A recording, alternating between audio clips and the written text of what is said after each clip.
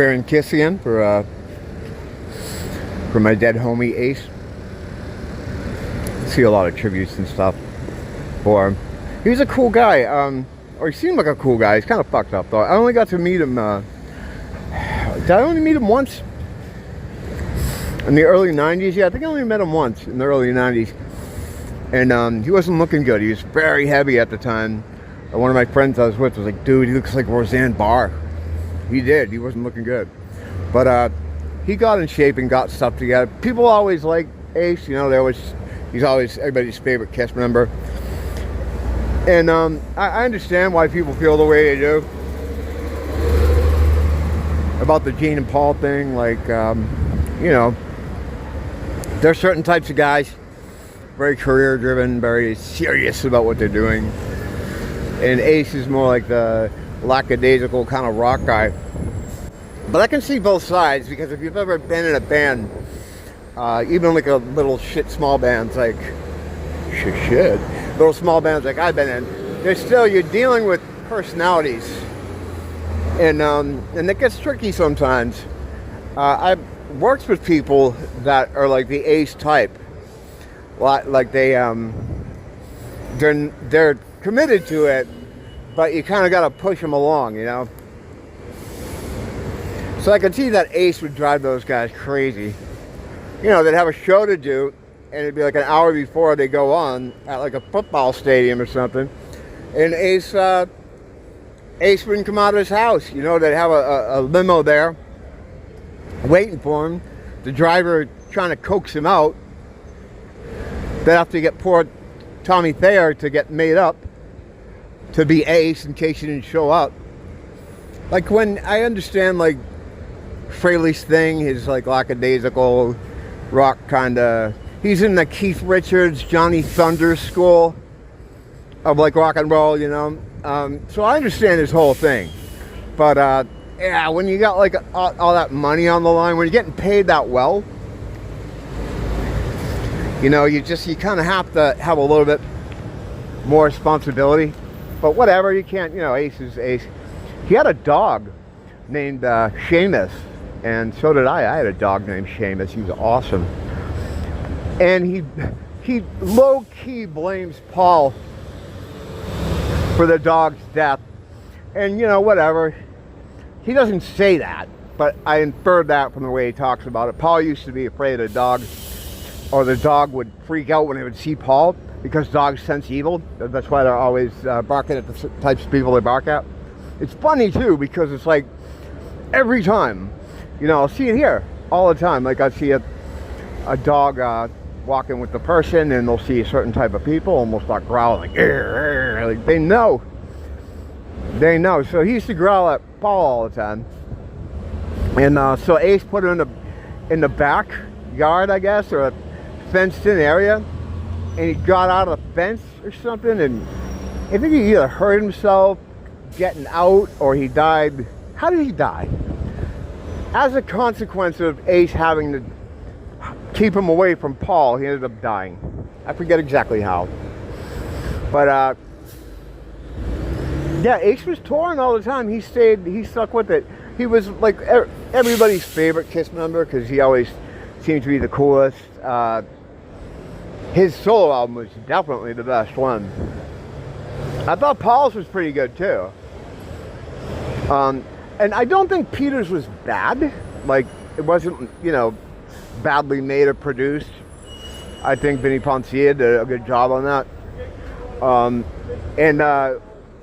It just wasn't the kind of music. It was like Doobie Brothers with Michael McDonald Doobie Brothers, you know, that kind of easygoing, like, yacht rock mixed with, like, you know what I'm talking about if you heard it. And Vinnie Poncia produced the Peter one, and when Peter came back to Kiss after the solo album break, you know, everybody comes back from the solo albums with more confidence and stuff. Peter was demanding they use his producer, Vinnie Poncia, that did Peter's solo album. They really should have used Eddie Kramer, of course, but they didn't. And I guess when they got Vinnie Poncia in the studio, one of the first things he said to Paul and Gene was, he can't play drums on this album. So it's funny. Pete forced his guy into the scene, and his guy had no confidence and Pete's playing ability. Pretty funny. But yeah, it's kind of Kiss, the lost opportunity there, because in that 78 kind of zone, 1978, they were like, some might argue, at the top of their performance powers. Like, they had everything together. Some people might like the earlier albums, or the Rock and Roll Over might be their pinnacle for that, but they were in the shape, in the physical shape and the mental shape to make a great album back then. And I think it's I think the side 4 of Alive 2 that has the studio songs kind of shows that. I think they were monstrous at that time. You know, they were leaning more into the British blues thing. Some of those songs on Alive 2, the 4th side, really good. You know, there's a couple Duff ones too, like Paul, you know, does a kind of throwback kind of tune, like a who's that band he likes so much, the Raspberries type of stuff. But it was really muscular, really heavy. No trace of the disco town they would go to shortly afterward. If they had been able to get through that period without making the solo albums, and they just put their best material, can you imagine? Well, the album Best of the Solo Albums. Although, I think that Best of the Solo Albums is not the best stuff.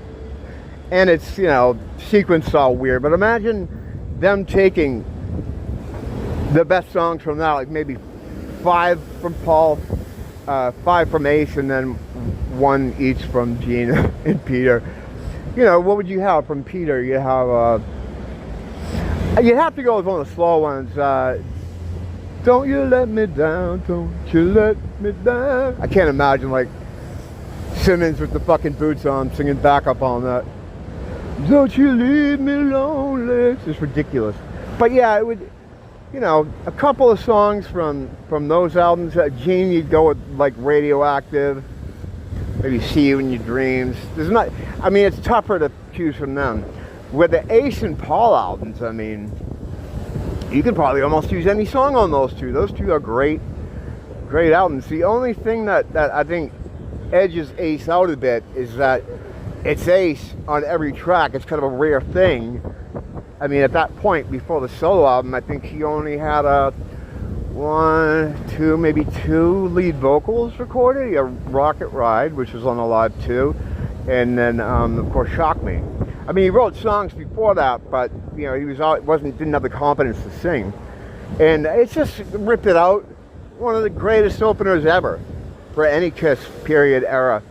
Imagine that as a Kiss song, especially with Pete's drumming on it. That sort of wild, like a wild abandoned kind of way Pete would play his drums. It was almost like a softer Keith Moon or something. I don't know. It was good. I liked Pete's drumming, you know. I thought he was all right. Again, we don't know what it's like to work with these guys. In the studio, it might have been crazy. Like, as much as everyone loves Ace and talks about how cool he is and he's the coolest one, the other guy's a businessman. When you're waiting to go on stage and the fucking guy won't leave his mansion, it's got to be frustrating. You know, it's got to be frustrating.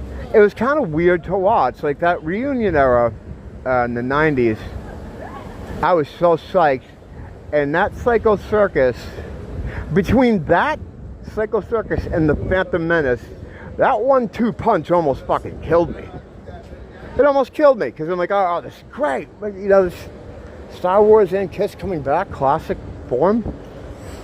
No. I thought Psycho Circus wasn't nearly even as good as the albums Kiss were producing with Kulick and Singer. It was just goofy, and it sounded like a studio cat album. Had no personality to it. It was just so disappointing. I could go on and on about that particular thing, but I'm not going to. The lyrics, it was all about how we love our fans, and that's cool. But 10 fucking tracks like that? We get it. I think they felt at the time probably like, we can't sing about girls and meeting in the ladies' room, or, you know, it's kind of ridiculous. We're in our 50s at that point now, or at least 40s, right? I don't know, 90s. Yeah, probably in their 40s. I don't think they were too old to fucking write songs like that. I was expecting for a new studio album by the classic lineup of Kiss. Lenny Kravitz was really popular at the time. And in indie rock and then rock and roll in general, you had a lot of throwback sounding bands. You had a lot of bands that were using vintage tube amps and things to try to make them sound. There was like the 70s resurgence in sound. So I would have thought that was the perfect climate for them to release an album and not like, completely retro, but have a little bit of that 70s sound. Not as digital. You could lean into that because that was like kind of what was happening that was popular. And they didn't do that. They didn't do that at all. And that's another thing that I could, we don't need to talk about. It was just disappointing. It was disappointing. And right away, another thing too about that Psycho Circus, I was expecting new costumes because they talked about we're reuniting, right? But the implication of what was communicated to me was that we're just going to continue where we left off. This is a new Kiss for 1998 or whatever. We're gonna it'll be like, I thought that meant new costumes, and there was kind of hints of that too. Todd McFarlane put out a Kiss action figure line, which all had new costumes. The artwork had these new costumes, from the promotional material had these new costumes, and I don't know for sure. I don't know. I never heard anything about it, but I think maybe they had planned to have new costumes, and somewhere along the way they decided to just go with the retro thing, which was disappointing. They just came out in the Love Gun clothes, and then for the next tour they went back to the Destroyer clothes. This isn't Kiss continuing on where they left off like they had first kind of communicated to the fans. It was just, they were just going for nostalgia. They were just member burying the thing. And then after that awful album, I was like, oh, this isn't going at all how I expected it to go, or hoped it would go. And it didn't. And within a couple years, you had Pete and Ace were out of the band again, each one leaving at separate times, being replaced by different guys in makeup. Eric Singer, and then you had Tommy Thayer. They had a couple of fill-in guys too. I remember one guy during I think it was the Olympics show. They had like one of his. Now Gene Simmons says it's not true, but I think they had a fill-in guy on the drums, and people at the time were asking him about it. I asked him about it on his website, and he was, because I gave the guy's name, because someone had got the guy's name and a picture of his ID from when he was up there wherever the Olympics were, because he had to check in or something. I'm like, well, what about this guy? And he's like, I never heard of him. I don't know who he is. It's like, oh, whatever. It just all went to shit. And a lot of people blamed it on Gene and Paul, but I don't know. It's like, when Peter and Ace first rejoined, Paul said in his book that they were very thankful. It's a second chance. They were really into it, and why wouldn't they be? This is something that they probably never thought would ever happen. They'd get back into Kiss, and it was something they probably dreamed of. As they drifted around playing clubs in those years and all that. Now they get a chance at the big time again. They're going right from playing in little clubs to Dodger Stadium. It's like, wow, this is a dream come true. That didn't last long, though. It wasn't long before they were both up to their old tricks. Pete being demanding, not understanding how hotels work, making weird demands, covering up the windows in his hotel room with tinfoil. And then both guys got women in their orbits that were detrimental to the whole scene, because they were whispering into their ears like, you should be getting more, you should be getting... Because, as everyone knows, it wasn't a four-way split when they came back, and that's just fucking understandable. I mean, Gene and Paul did kept the car running for all those years, whatever you think about what they did. I like some of what they did. I mean, I don't think they really made a terrible album in that time. Even stuff like Asylum was pretty good. Crazy Nights was swing and a miss for some kind of, chart success. They got the guy who revitalized Heart in the 80s. He took the 70s hard rock band Heart and made them into pop superstars. I think they wanted a little bit of that magic. Didn't work for them, though, because it wasn't Kiss. It wasn't natural to them. And Simmons was not coming with anything good. He had no good songs in that period. some of them are funny. They're meme worthy. The logging your fireplace and stuff like that. I mean, there's plenty of love. Burn, bitch, burn. And a dance all over your face. It's about a girl. Just really stuff that, you know, that I don't think modern day Twitter would like. But yeah, he had nothing. He was trying to do the Hollywood thing. And you can't, I never thought he was going to make it in Hollywood. To do the Hollywood thing, you would have to do it 100%. So he'd have to leave KISS and just do that, I think, in my opinion. So what he was doing is, by doing KISS and still doing Hollywood, he's never going to be good at either. Because his time was too divided. And that's exactly what happened. He wasn't making much of an impact in Hollywood, and his KISS material was fucking shit, you know? But, yeah, Ace is gone. I could go on, and I could do another hour just rambling about KISS stuff.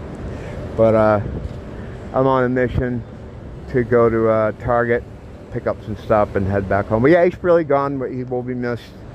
I guess, I don't know. It feels weird, like, the way things are now, everything seems so unreal.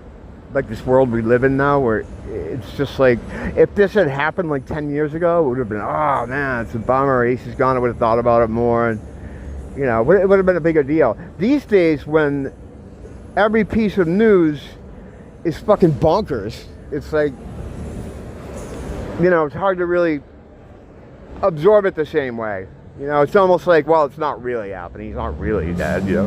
And in some cases, that's true. I mean, you look at David Bowie eulogizing himself the day after he died, dressed up as some other person. We went through all that, though. We did that, a whole video on that. So as far as I'm concerned, that's settled science.